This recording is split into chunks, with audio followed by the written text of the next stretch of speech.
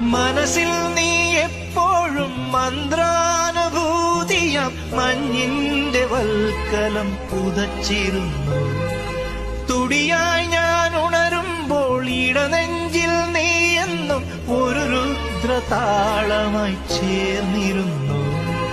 താണ്ഡവമാടും മനസ്സിലെ ഇരുളിൽ ഓർമ്മകൾ എഴുതും തരളനിലാവേ.